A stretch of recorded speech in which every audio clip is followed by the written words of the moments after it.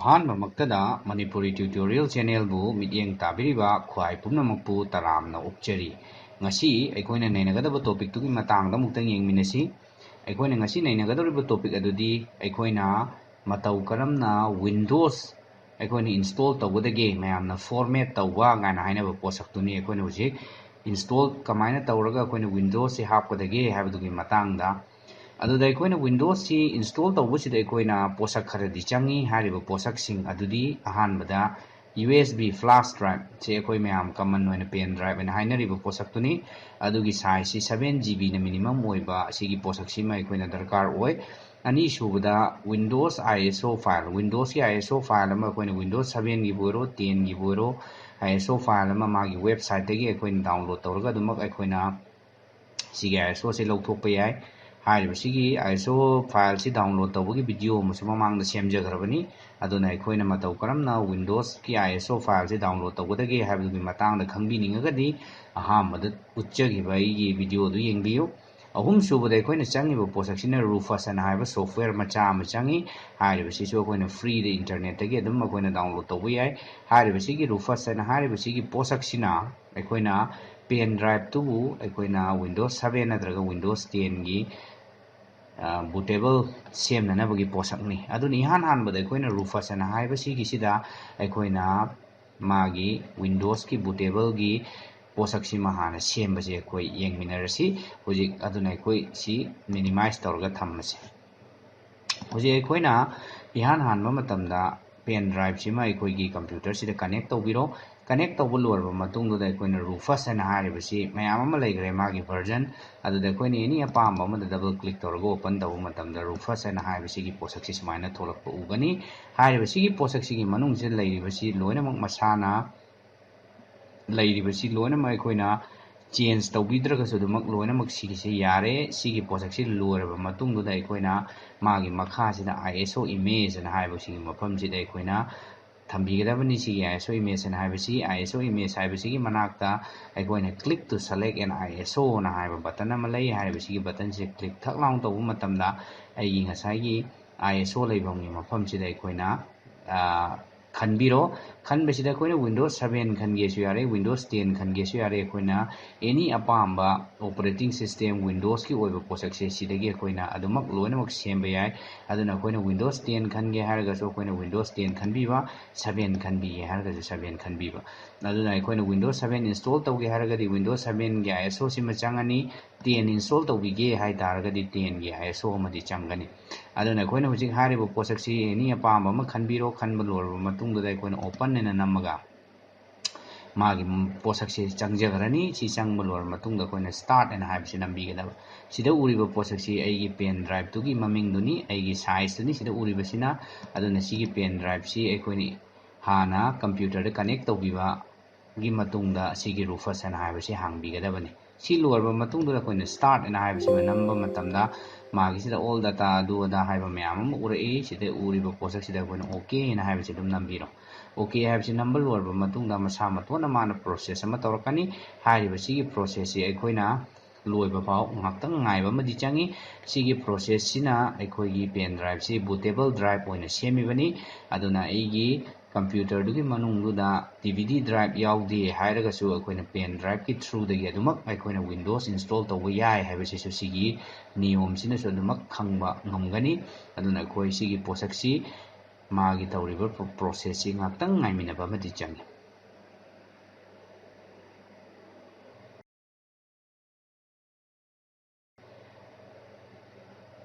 ꯁꯤ ꯍꯧꯖꯤꯛ ꯃꯥꯒꯤ ꯄ꯭ꯔꯣꯁꯦꯁꯁꯤ ꯀꯝꯄ꯭ꯂꯤꯠ ꯑꯣꯏꯔꯦ.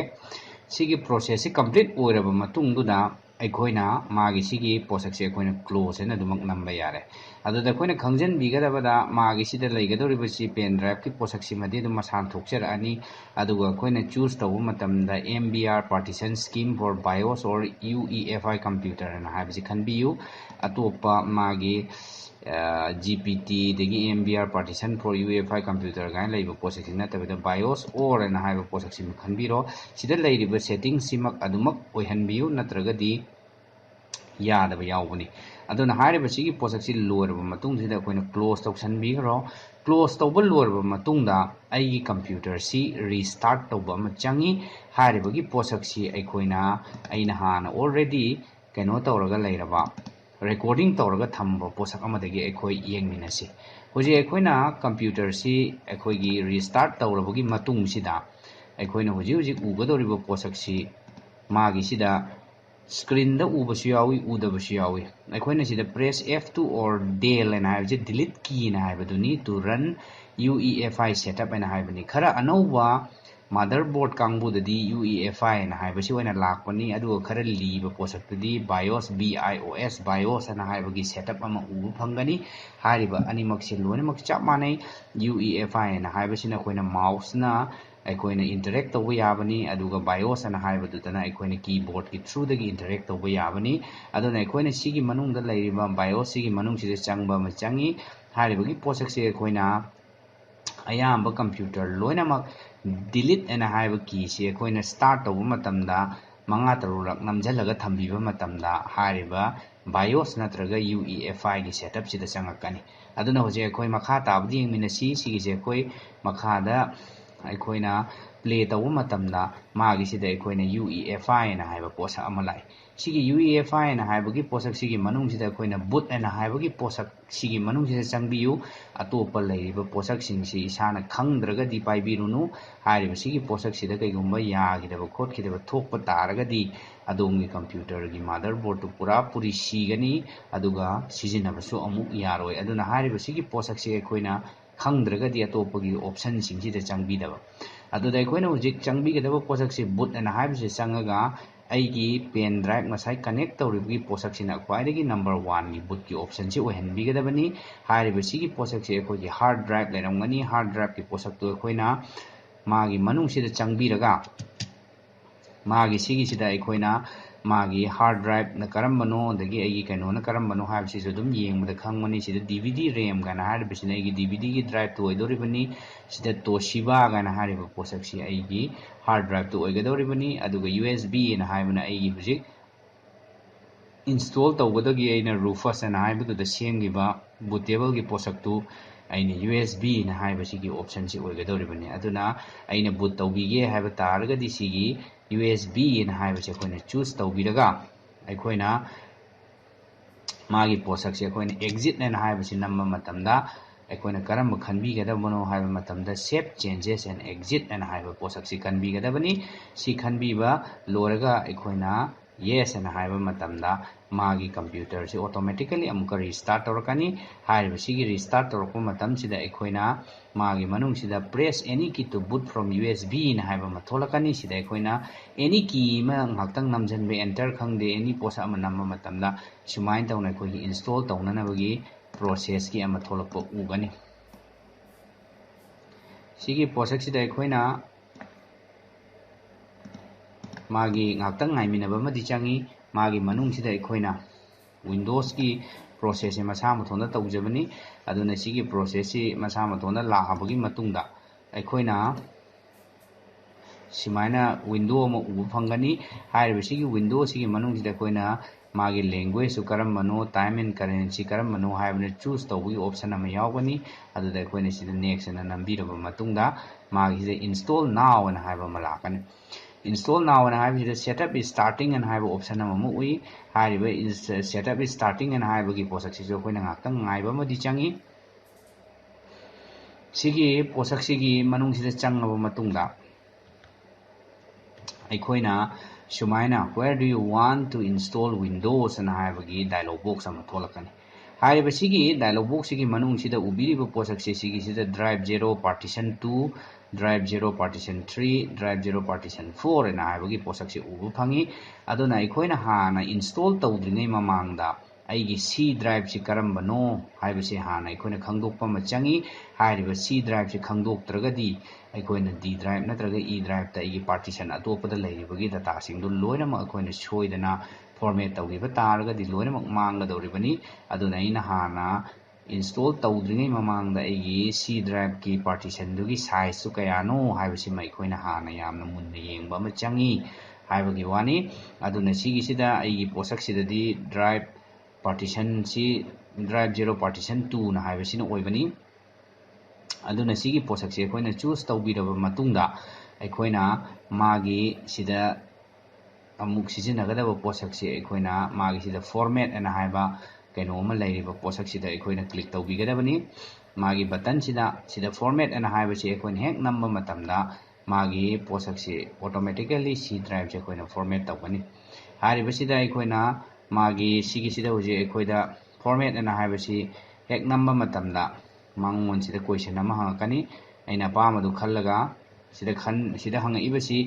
this partition might contain important files or application from your computer manufacturer. If you format this partition, any data stored on it will be lost and high sida igi data myam loinamak mangani na haire adu oiba taraga so ina format tawba pamani sida okay na haibasi namba matamda aigi posaksi format tawkrani हारिबसिगी format तौगिबो पोसक्सी मसा मतोंदा lion तौजरकदबनी अदुगा अखोइना खंजनबिगदबा अमना मागी सिगी मनुंग सिदा लैरिबा अखोइना सिदा 2 3 4 एना लैरिसे C D E ना हाइबा अखोइना partition अहुम थोकना खाइदोकपगी लैबनी सिगी मनुंग सिदगी अखोइना अनौबो partition अमा खाइदोकपिगे हाइबा तारगसु मागी सिगी मनुंग सिदा खाइदोकपिगे 270 लैरिबसे अखोइना 100 अमा तोंगान बिगे हाइबा तारगदी मागी ड्राइव 4 सिदा चंगबिरगा न्यू ओइना हाइबसे चंगगा अखोइना मागी 100 GB की ओइननबगी पोसक तो अखोइना पीरगा ओके तबो मतमदा drive 0 partition 5 N हाइबा momo थोलकपा उगनी अदुमक्ति ngasi पोसक सिददी यावररोय अदुगा अखोइना हुजिक फॉर्मेट तबो लोरबा मतुंगदा हुजिक अखोइना सिगिसे मुक फॉर्मेट तौरानी आइना अमु रिपीट तौजबगी वानी सिदा अखोइना मागी सिगी फॉर्मेट अना हाइबा बटन से अखोइना नमगा नेक्स्ट एना नमकपा मतमदा मसा मतोंदा कॉपिंग विंडोज फाइल्स ना हाइबगी प्रोसेस सिमा लाकनी हाइरिबा सिगी पोसक सिने अखोइना मतम खरदी कुइना चंगबनी अदुना आइगी सिस्टम सिने यामना फास्ट ओइबा तारगदी याम थुनमक अदुमक इंस्टॉल तौबा यागनी अदुगा आइगी सिस्टम सिने खतंग स्लो चटपा तारगदी अखोइना इंस्टॉल तौबसी मतम अदुमक खरदी दुम चंगबनी अदुबु चौरांगना 20 दगिना 30 मिनिट्स फाउगी मनुंग सिदे अदुम याम मतमदा चंगल्ली अखोइना इंस्टॉल तौबा मतमदा अदुना हाइरिबा सिगी पोसक सिंगसी अखोइना खितंग फास्ट फॉरवर्ड तौरगा अखोइना मतुंग ताबसिंगदो करी करी लाकपनो हाइबदो येंगसी सिगी getting files ready for installation and हाइरिबा पोसक सि 1% 2% हाइबगी पोसक सिना अखोइना सुम चटखिबदुना मागी पोसक सिदा 100 फाउब लाकदौरिबनी अदुना अखोइना सिगी पोसक सि अखोइना खितंग फास्ट फॉरवर्ड तौथोकची सिदा अखोइना फास्ट फॉरवर्ड तौरे 100 यौग्रबा मतुंगदुदा सिदा installing updates and हाइबसी मुंग install तौरे दगी मागी finishing up and हाइबगी पोसक सिसु मतम खरा चंगमनी सिदा अखोइना मसा मतोंदा माना restart तौजरकनी सिगी restart तौजरकपा मतम सिददी अखोइना अमुक कई तौगदगी हाइबा मतमदा delete की हाइबसिदा मुंग चंगबिरो नत्रगसो एगी boot की हाइबसिदा चंगबिरगा boot की ऑप्शन सिदा ngасai aina USB na hanba matamda changiba posak tu hujikna aigi hard drive and haibagi posak tu aina khanbi kadabani mamangi duna USB haina khanbiraga akoina magi USB du dagi boot tawani aduga hujik boot tawgodori basina aigi computer dugi manungda yawriba hard drive tu dadum direct boot tawbi kadabani aduna hairiba hard drive sida aina select tawbiro aduga akoina magi पोसक सिदा अखोइना enter फुबा मतमदा मागी hard drive तुदा नमक बुट तौबा ngमनी सुमाइना थोलबो पोसक तुरा अखोइना enter दम फुजन बिरो अदुगा आइना हाइजेनिंग बदा अखोइना होजि इंस्टॉल तौरिबसि विंडोज 7 नि विंडोज 10 ओइबिरगसु हारिबगी सिगी स्टेप सिदि अदुमक चाप माने अदुना हारिबसिगी से विंडोज से इंस्टॉल तौबसिदा setup is updating registry settings and हाइबगी पोसक से लाकनी अदुगी मतुंगदा मसा मतोन सिगी प्रोसेस सिदा मुखलकनी सिदा अखोइना खंजन बिगदबदा अखोइगी मई मुद खरगसु अखोइगी बैकअप लेहोनबा UPS अमा सिजिनबियु नत्रगदी अखोइना सुमाइना इंस्टॉल तौरिङै मनुंगसिदा मई मुदखिबा यावबा तारगदी अखोइना अमुक हारिबा प्रोसेस अमुक लोइनमक मकोक्तगी हौबगी प्रोसेस अमा लैबनी अदुना अखोइ कंप्लीटिंग इंस्टॉलेशन एंड हाइबगी पोसक सिदा अखोइ मतम हाक्ति लौबनी हारिबसिगी पोसक से अखोइ खरा हेना अखोइ फास्ट फॉरवर्ड तौरसी सिगी मतुंग ताबदा सेकेंड पार्ट की इंस्टॉल तौबगी सिसु ngसाइगी दुगी मखा तारकपदा दुम सुमाइना दुम लाकनी कंप्लीटिंग इंस्टॉलेशन एंड हाइबगी पोसक सि ꯑꯩꯈꯣꯏꯅ completing installation ꯍꯥꯏꯅ ꯍꯥꯏꯕꯒꯤ ꯄꯣꯠꯁꯛꯁꯤ ꯂꯣꯏꯗ꯭ꯔꯤ ꯐꯥꯎꯕꯗꯤ ꯑꯩꯒꯤ Windows install ꯇꯧꯕ ꯂꯣꯏꯗ꯭ꯔꯤꯕꯅꯤ ꯑꯗꯨꯅ ꯑꯩꯒꯤ ꯁꯤꯒꯤ completing installation ꯍꯥꯏꯅ ꯍꯥꯏꯕꯁꯤ ꯂꯣꯏꯔꯕ ꯃꯇꯨꯡꯗ ꯍꯥꯏꯔꯤꯕ ꯃꯥꯒꯤ ꯃꯊꯪ ꯂꯥꯛꯀꯗꯧꯔꯤꯕꯒꯤ ꯄꯣꯠꯁꯛꯁꯤ ꯎꯕ ꯐꯪꯒꯅꯤ ꯍꯧꯖꯤꯛ ꯁꯤ ꯂꯣꯏꯈ꯭ꯔꯦ ꯁꯤ ꯂꯣꯏꯈ꯭ꯔꯕ ꯃꯇꯨꯡꯗ ꯑꯩꯒꯤ ꯑꯃꯨꯛ ꯃꯥꯒꯤꯁꯤ ꯑꯗꯨꯝ ꯃꯁꯥ ꯃꯇꯣꯟꯗ ꯑꯗꯨꯝ ꯂꯣꯏꯗ꯭ꯔꯤ ꯐꯥꯎꯕ ꯆꯠꯊꯒꯅꯤ ꯁꯤ ꯑꯩꯈꯣꯏ ꯈꯤꯇꯪ ꯐꯥꯁ ꯐꯣꯔꯋꯥꯔꯗ ꯇꯧꯊꯣꯛꯁꯤ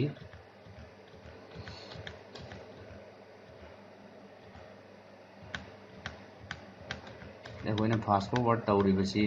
ꯁꯨꯝ ꯉꯥꯏꯗꯅ ꯂꯩꯕꯗꯨ ꯈꯤꯇꯪ ꯑꯩꯈꯣꯏꯗ boring ꯆꯨꯔꯛꯀꯅꯤ ꯍꯥꯏꯕꯒꯤ ꯐꯥꯁ ꯐꯣꯔꯋꯥꯔꯗ ꯇꯧꯖꯕꯅꯤ ꯍꯥꯏꯔꯤꯕ ꯄꯣꯠꯁꯛꯁꯤꯃꯛꯇꯤ ꯑꯩꯈꯣꯏꯅ ꯏꯟꯁꯇꯣꯜ ꯇꯧꯔꯤꯉꯩ ꯃꯅꯨꯡꯗꯗꯤ ꯐꯥꯁ ꯐꯣꯔꯋꯥꯔꯗ ꯇꯧꯅꯕꯒꯤ ꯑꯣꯞꯁꯟꯗꯤ ꯌꯥꯎꯔꯣꯏ ꯑꯗꯨꯅ ꯍꯧꯖꯤꯛ ꯑꯩꯈꯣꯏꯅ ꯁꯤꯒꯤ ꯄꯣꯠꯁꯛꯁꯤ ꯑꯩꯈꯣꯏꯅ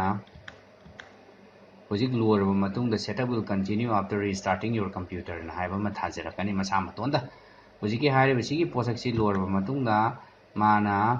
ꯃꯁꯥ ꯃꯇꯣꯟꯗ ꯁꯤꯒꯤ setup will continue ꯅ ꯍꯥꯏꯕꯁꯤꯒꯤꯁꯤꯗ restart ꯇꯧꯖꯔꯛꯑꯦ restart ꯇꯧꯔꯛꯄ ꯂꯣꯏꯔꯕ ꯃꯇꯨꯡꯁꯤꯗ ꯑꯩꯈꯣꯏꯅ ꯀꯔꯤꯝꯇ ꯄꯥꯏꯕꯤꯗꯕꯤꯗ ꯃꯁꯥ ꯃꯇꯣꯟꯗ ꯑꯗꯨꯝ restart ꯇꯧꯍꯟꯕꯤꯔꯣ ꯑꯩꯈꯣꯏꯅ boot ꯇꯧꯔꯒ ꯑꯃꯨꯛ ꯆꯪꯉꯨꯕꯒꯤ ꯀꯔꯤꯝꯇ ꯃꯊꯧ ꯇꯥꯗ꯭ꯔꯦ ꯁꯤꯗꯁꯨ ꯑꯩꯈꯣꯏꯅ ꯀꯔꯤꯒꯨꯝꯕꯤ ꯑꯃ ꯅꯝꯕꯤꯔꯨꯔꯅꯨ ꯍꯥꯏꯔꯤꯕꯒꯤ ꯄꯣꯠꯁꯛꯁꯤ ꯃꯁꯥ ꯃꯇꯣꯟꯗ restart ꯇꯧꯖꯔꯛꯄ ꯃꯇꯝꯗ ꯑꯩꯈꯣꯏꯒꯤ Windowsꯀꯤ ꯑꯣꯏꯕ ꯃꯥꯒꯤ ꯀꯩꯅꯣꯁꯤꯃ ꯂꯣꯒꯣꯁꯤꯃ ꯊꯣꯛꯂꯛꯄ ꯎꯏ ꯍꯥꯏꯔꯤꯕꯁꯤ ꯑꯩꯈꯣꯏꯅ Windows 10ꯗꯁꯨ ꯆꯞ ꯃꯥꯟꯅꯩ ꯍꯥꯏꯔꯤꯕ ꯁ꯭ꯇꯦꯞꯁꯤꯡꯁꯤꯗꯤ ꯑꯩꯈꯣꯏꯅ ꯍꯧꯖꯤꯛ ꯏꯟꯁꯇꯣꯜ ꯇꯧꯔꯤꯕꯁꯤꯗꯤ Windows 7ꯅꯤ